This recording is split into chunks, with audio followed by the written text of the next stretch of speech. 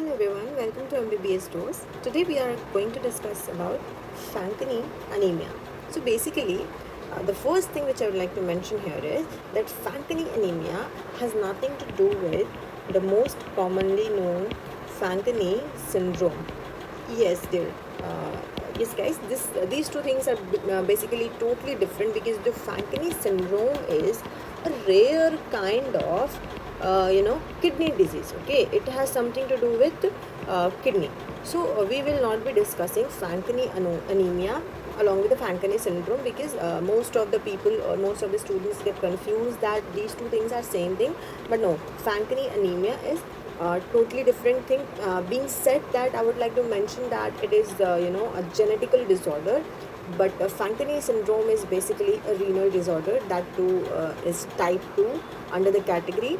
Okay, so these are the basic stature of the person who is having Fanconi anemia. Of course, this is not so clear, so I will be discussing it in detail in the next slides. So first of all, let's know what is the basic etiology of Fanconi anemia.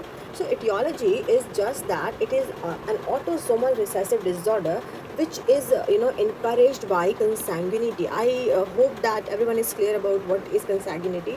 When we used to marry one of our cousins, or when we used to marry a person who is having at least one common ancestor, so that will lead to consanguinity, which is of course not good for the recessive disorders. Okay, so recessive disorders, autosomal recessive disorders have high chances of recurrence in case of consanguinity.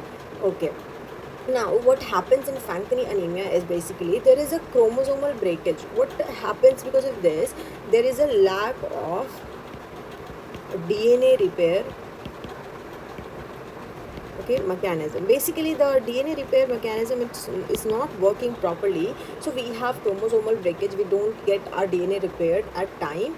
That is what leads to the bone marrow function dysfunction. Okay, because bone marrow now is not functioning well. It's not making new cells, and it's not coping up with the current status of our blood. Okay, so it happens that this is going to be the outcome of Fanconi anemia. Okay, anemia suggests that there must be loss, or you can say less number of RBC, WBC or platelets. So in detail we will be more precisely if we will talk. It has aplastic anemia, or it is the most common inherited form of aplastic anemia.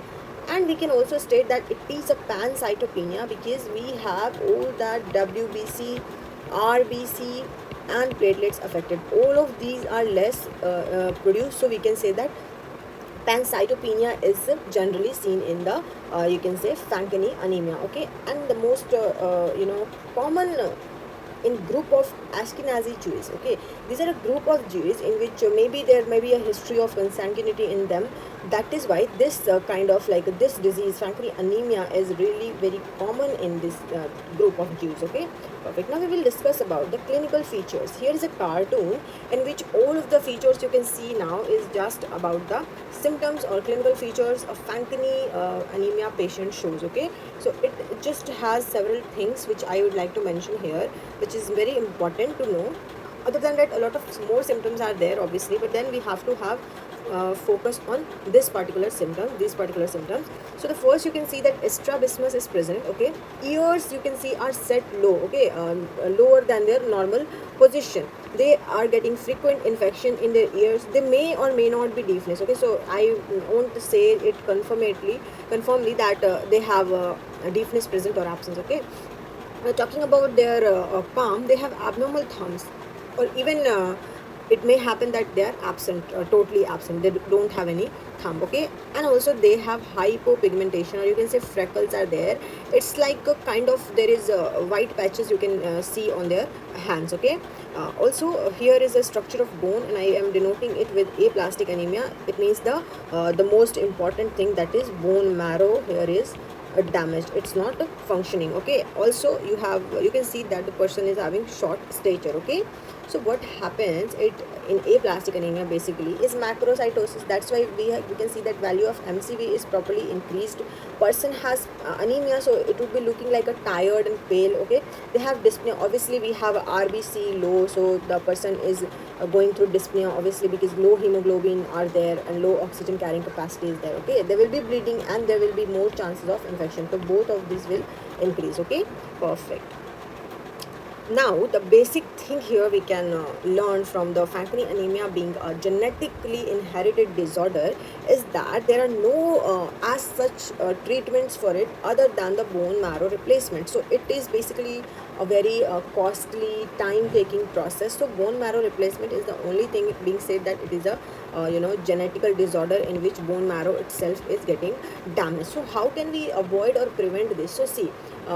Being genetical, no medicines are going to work other than when we talk about symptoms and all. We can temporarily give some medicines to lower the symptoms, but then again they are going to reappear because of the genetical defect. So what the best thing we can do to avoid any kind of autosomal recessive disorder is that we should avoid consanguinity, okay, as much as possible.